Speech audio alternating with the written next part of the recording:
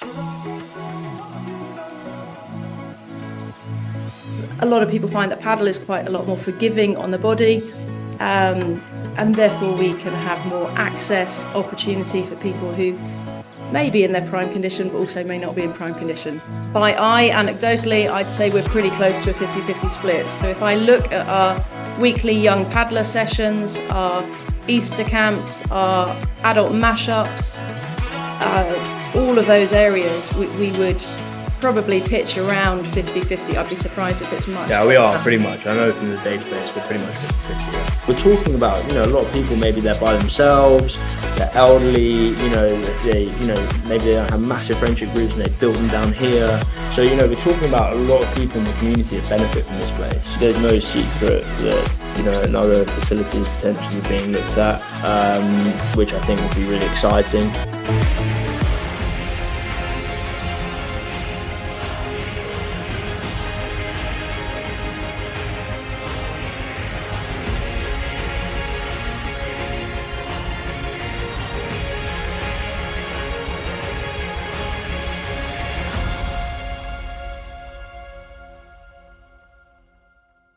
Hello and welcome to another episode of Sportscast Jersey. Today we are with a couple of guys from Island Padel in Scott Clayton and Emma Sterry. How are you both doing? Good, thanks, Dan. How are you? Good. Yeah, not bad, thanks. First kind of question I'm going to ask is about padel, and when was the first time each of you kind of first heard about the sport, first saw the sport? We'll start with Scott. Yeah, so my background is in tennis. I used to play tennis professionally, and obviously with that came a lot of traveling. And I can't remember the exact year. I was doing like an off season in London, but it was like, a long time ago, maybe 2008, 2007, maybe. And I was staying with a friend in Paddington, and he said, "Oh, I've heard about this paddle court at like an industrial place in London." And I said, "Oh, okay, let's give it a go, see what it is all about." We went. It was just the two of us. We had a good hit around. We really loved like the whole game, but didn't have a clue, obviously, what it was all about, and being more doubles related, etc. And then probably fast forwarding to around 2016, we were doing a pre-season tour in La Manga in Spain, and they had courts there. And then what was often happening is like there was always things every night, coaches against players and stuff. And one of the days we played paddle, and as you can imagine, it got very competitive, but a lot of fun. And I think ever since then, really, whenever we were traveling, if there was a paddle court on site at the tennis club that we were playing at, or whether it was like 5 minutes away, we would often try and get a game when we could around our scheduling in the tournaments. So started playing a lot since then, really. And then moving back here during COVID, the two courts here at St. Clement's were here, and just started playing a little bit in the day. Obviously didn't have loads going on at that time, and just fell in love with the sort of social aspect and the ability to get better quicker, and also the accessibility. I think for me, what I always found personally quite tough in Jersey was finding people in tennis of like a similar level to train with and play with, etc. And that's probably a big reason why I went away to the UK when I was so young, was to get that experience. But paddle, I feel like it's you can play with so many different types of people, you can have fun, it's always doubles. So I think there's that massive social element, but also it's quite a leveler as well. Yeah, definitely. How about you, Emma? When was the first time you saw the sport and thought, I'll give that a go? Yeah, more recently, Dan, probably 21, late 21, early 22. I used to cycle past the courts on my way to work, and it just looked like quite a bit of fun, really. So our company came down and had a go. We had a corporate coaching session with Scott, and since then been playing and can't get enough of it. So yeah, don't come from a professional background, came from a team sport background, and for various reasons wasn't able to play tennis and badminton and continue because of a wrist injury. But a lot of people find that padel is quite a lot more forgiving on the body, and therefore we can have more access, opportunity for people who may be in their prime condition, but also may not be in prime condition. So it's a great kind of accessible sport. That includes both of them. That's a good way of putting Yeah. it. Yeah. Right. Yeah. Yeah. What kind of, a lot of people know it now. Obviously, it's been about for a few years in Jersey, but a lot of people will still be like, what are they talking about? So, paddle tennis, can you just give us a quick basic guide of what the game is and how it's played? We'll go with Emma for this one. Okay, mine will be more in layman's terms. 4 people on court, 2v2. You can see the whites of the eyes. You can hear the mutterings and murmurings because you're that close to each other. And there's a lot of similarity with tennis in terms of the scoring. So if you know how to score in tennis, a lot of crossover, but it also kind of pulls in some of the best of the other sports as well. So we can play off the glass, off the sides and the back. So you've got elements of squash and racquetball there. Some of the overhead play our badminton players kind of excel at, but also seeing new kids coming through who've not come from a racket sport.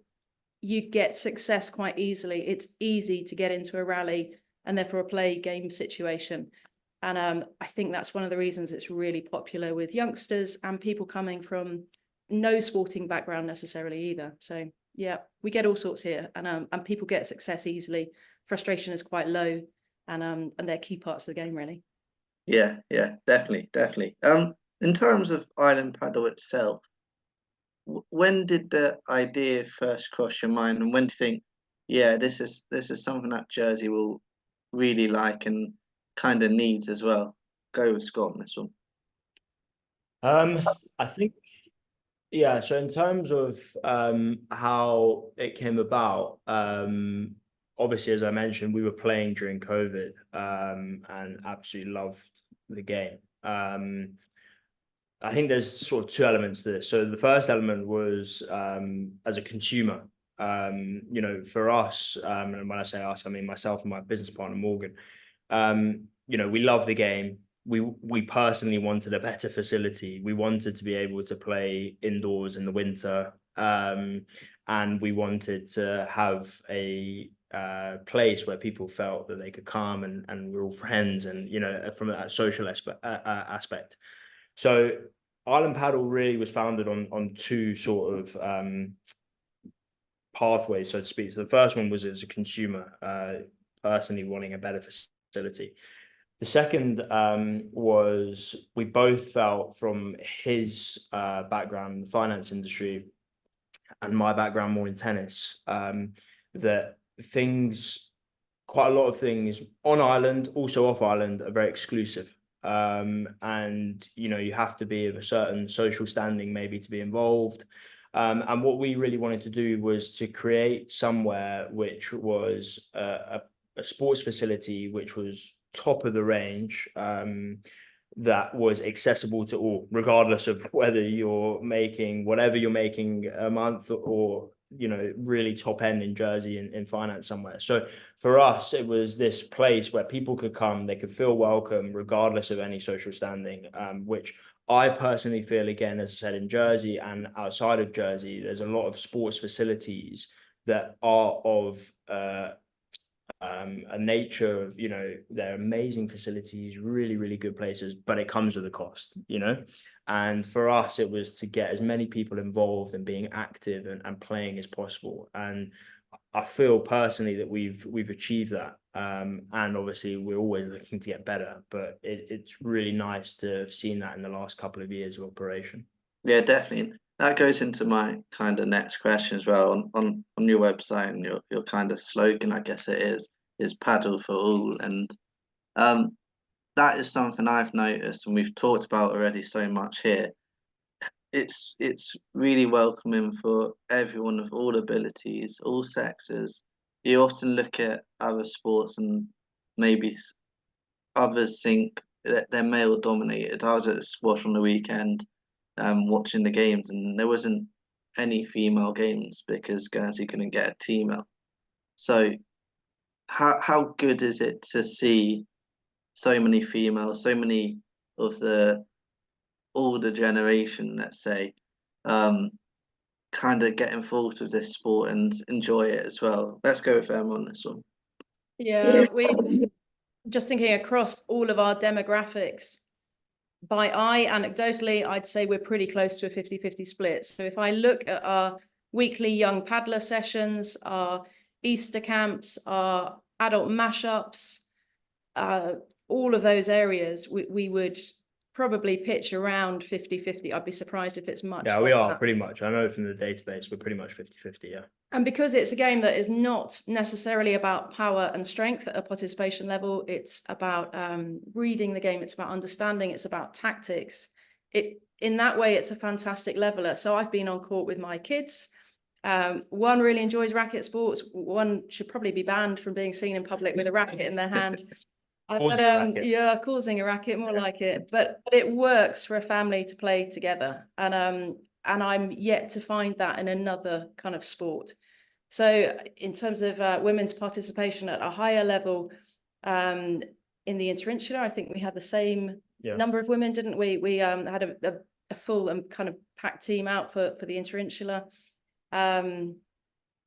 Yeah, people will travel, men will travel to UK to play, ladies will travel to UK. So the scene is still growing, and that's what makes it quite exciting. We're not in a rut in terms of same old, same old. So on island, new opportunities are becoming available down here all the time. And then off island, more people are engaging in that as well. So yeah, great sport for ladies, girls. Yeah. Yeah, I think you touched on it there in that description. You can play with your family, but if you really do want to push on and enjoy the game, and if you are good enough as well, you can play in interinsulars, and we'll come on to them a bit later. But how good is it to have that range and choice for the people playing the sport as well? Yeah, I think there's again a couple of strands of this. I think for instance, I've just come off court with a lady now, and I said I was coming on to do. She said, "What's your plans for the rest of the day?" I said I was coming on to do this, and she said, which I know both of these people very well, that her mother started playing, who was when she started 77, she's now 80, and still playing 2-3 times a week potentially. And her niece started at 6 and is still playing now at 9-10, you know. So again, it just shows the range is just massive. And you know, we try to put that across when we do a lot of our stuff, whether it's from the camps and the young paddlers.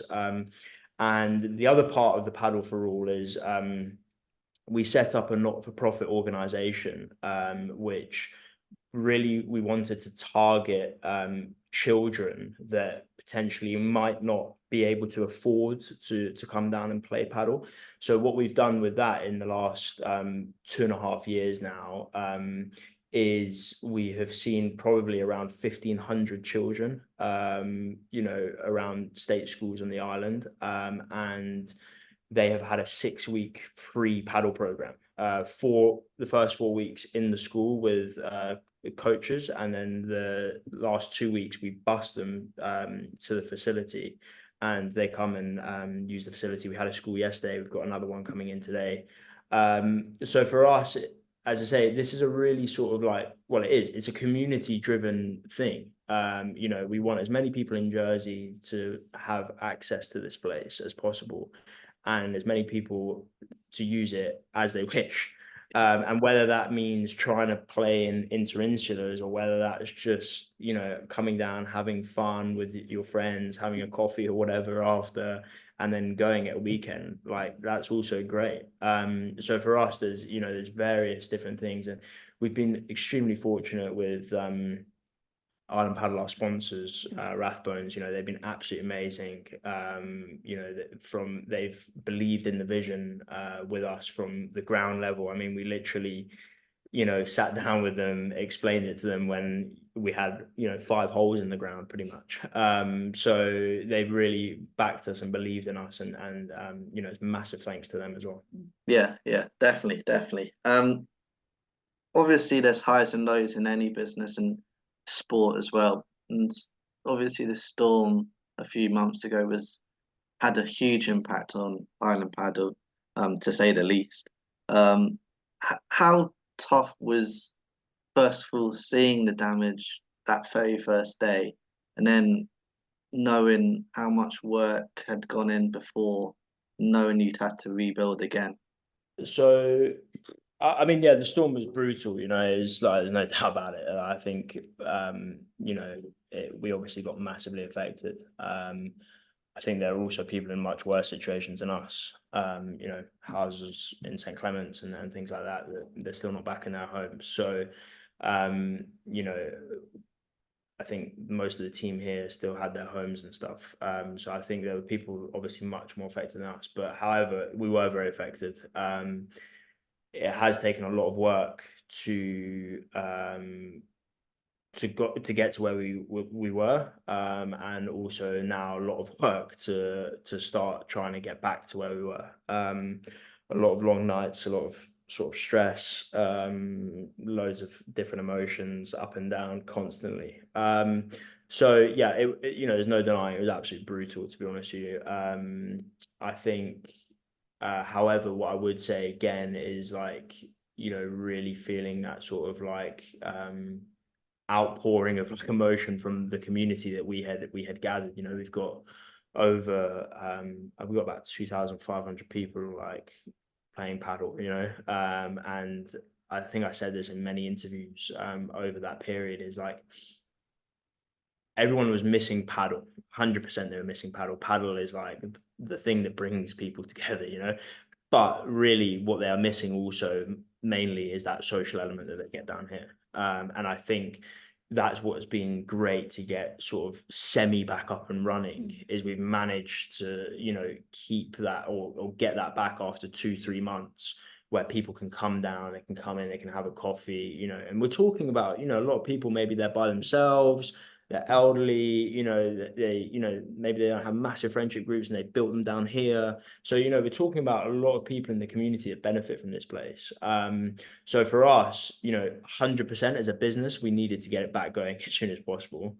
But actually, we also needed to get it back going as soon as possible for our community.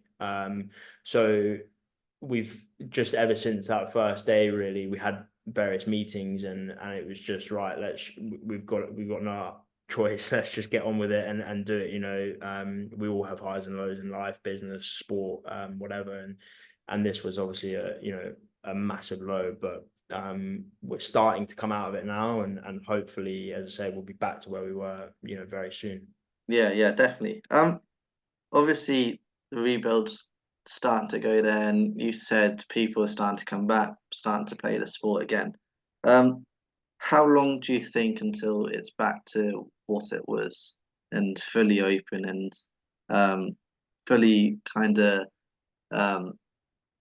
all courts taken kind of vibe again? I think, yeah, we're not too far off. There's obviously, I mean, we've been very fortunate with the construction companies we've dealt with, Alan Longwa, Hackland Kirk, TNG, the engineers. Like, they've all been like amazing in terms of speed to get work done, and also support from them as well. Also here at St. Clements, the recreation grounds, the landlords, they've been amazing, the board there. So, we're moving fast and we are moving in the right direction. But as you know, with construction, things always happen. So we don't really have a specific date as of yet. But I wouldn't imagine it would be too long, yeah. Yeah, brilliant news, brilliant news. Next kind of topic I want to cover is, obviously you hold camps for not just kids but all adults as well. And that includes bringing coaches over to the island and them showcasing their skills and teaching islanders about paddle as well. How good is that to bring such high quality coaches over to help you out as well at stages? Let's go with Emma on this one. Yeah, I think one of the challenges in island sport generally is that we can get a ceiling.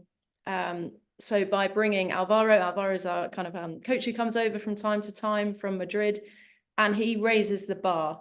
So we have some high quality coaches here who are inspired by the way he plays, but also the way he coaches. So not only does he work directly with clients, he works with the coaching team here to give us CPD, for want of a better phrase, so continuing professional development, and get and maintain and keep those standards kind of sharp.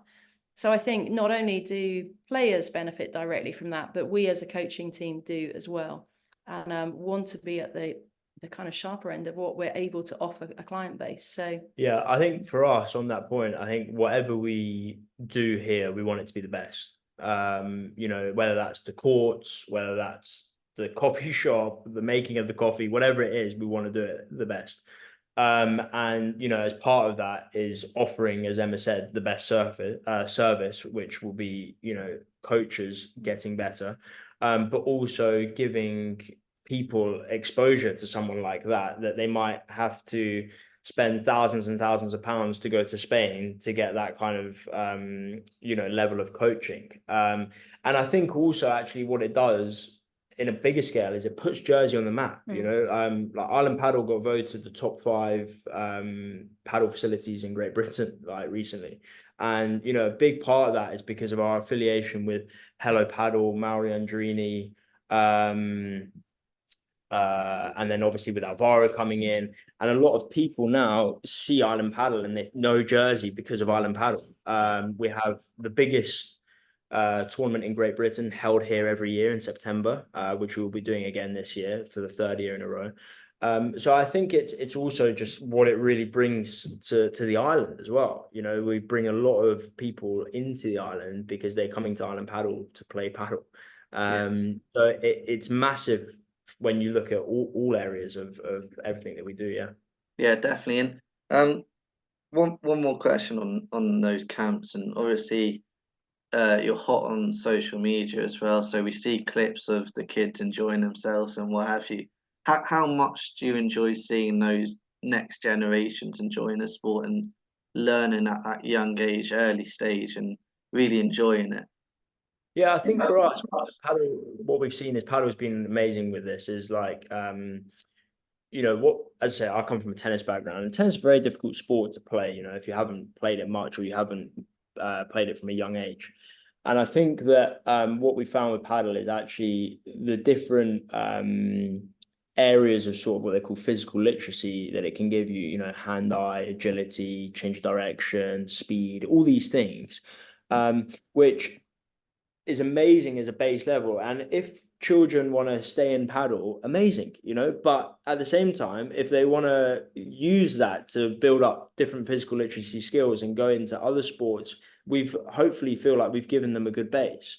And I think that's also another like really important thing for us when we started this is what we want to do is we want to be able to offer a broad part of the service. So ultimately, we're not an academy. We're not looking for the next number 1 in the world, you know, because we know how tough that is to do.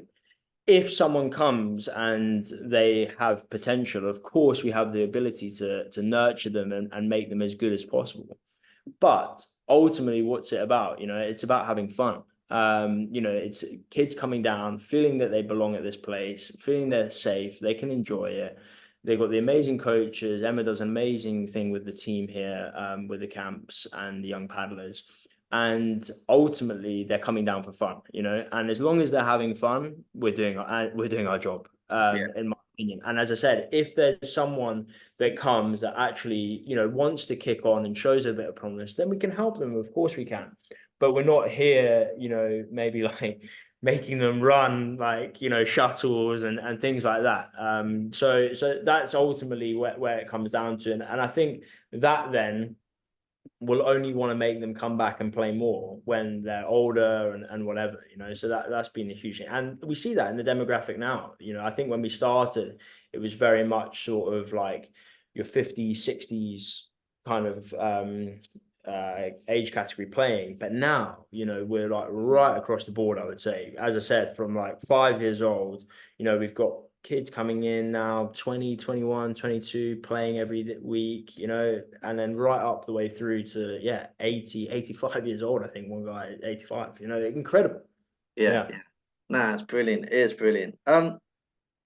One question I want to ask, we've touched on it before, interinsulars. How good are those days as a occasion But how good is it to test yourself against Guernsey and really compete in the sport as well if you want to as well? Yeah. The last one was in Guernsey, September, October, was it 23? Yeah. Yeah, and competition, friendly competition for places was strong. So we are always able to field the required team, which is a really good thing, especially in light of some other sports really struggling to do that at the moment. So, and in terms of what it means to people, again, it's that balance, isn't it? So of course, anything against Guernsey is competitive, as it could and always should be. And yet the amount of fun that is had with our competitors, from the other island is really rich as well. So in Guernsey, it's a relatively newish sport as well. So we're both going through stages of growth. That the level of play is changing, improving constantly. And there's a really good relationship between the two islands with that. So Yeah, and I think that's it exactly. Is like, I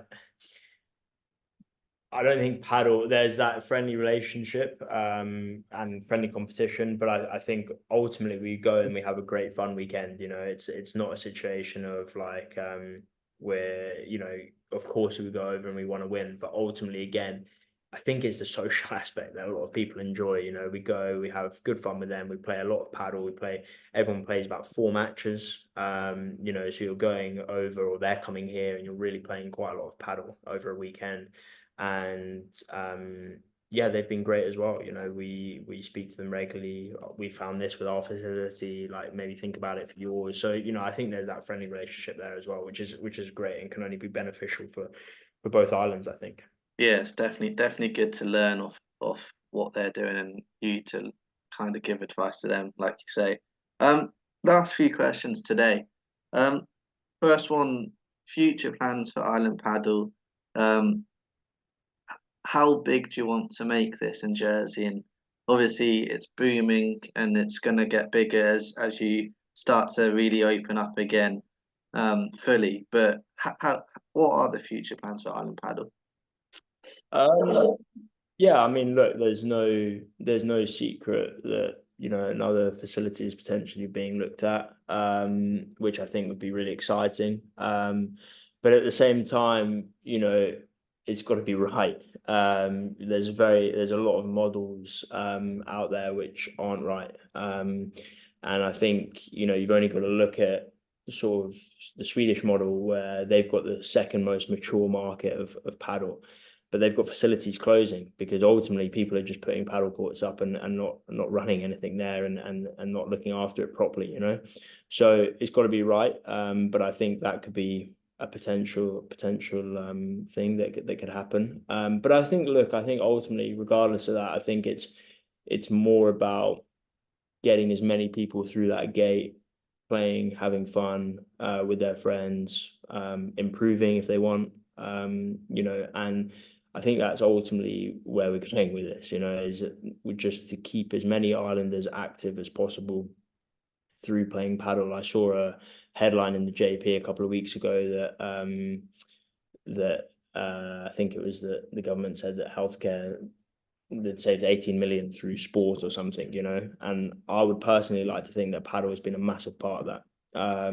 So, to keep doing that and helping with that active strategy, I think would be amazing. And the more we can do that, the better.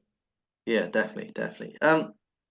To kind of conclude, obviously it's to sell the sport, but it's to sell the social side as well. And how much would you encourage boys, girls, men, women, young, old to come down just to give it a go and see if they like it and enjoy it? Emma, we'll go with you firstly. yeah, I think the fact that the site is pay and play, that there's no membership required, there's no strict dress code, there's no 100 rules up on the gate as you come in.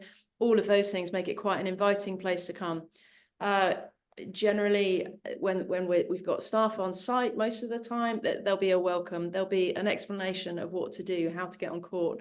There's equipment for beginners available, and our programming kind of shows how easily accessible that is. So we offer birthday parties, whether it's the camps, the young paddlers, the mashups, the have a go sessions, the adult coaching that people can book. There are so many different ways to get into the sport here. It's a rare day to not be having a conversation about, we could try this, we could add that to what we offer. And it's constantly evolving and improving. And we're trying to stay light and on our toes with this. So, because ultimately we want to see people on the court having fun and enjoying all that we kind of get out of this sport. So it gives an awful lot, and it's easy to get into. Yeah, and I think that's it. Is like, I mean, you'll know yourself, Dan. Is like the amount of people that have come here, and we've seen, like, they give it a go, they play once or twice, and that's it. They love it, they're in. So for us is like, give it a go, maybe give it one more go, and then see. And as Emma said, I'd like to think one of our sort of USPs here is that you'll come and you will be welcomed. If you're new, if you're the most regular customer, whatever, you will be welcomed, and someone will explain to you what we do, explain the rules, even jump on court with you, introduce you to people to play with. You will get that service here. And as Emma said, without a membership, it's pay and play. So we'd love to see as many people down here as possible, and we hope that people will come. Yeah, brilliant, guys. Thank you for coming on, and thank you for building such a good facility and bringing such an exciting and inclusive sport to the island. So yeah, thank you for your time. Thank you. No worries. Thanks, Dan. Cheers. Brilliant. Thank you to everyone that's watched or listened to this episode of Sportscast Jersey. Another episode is coming soon.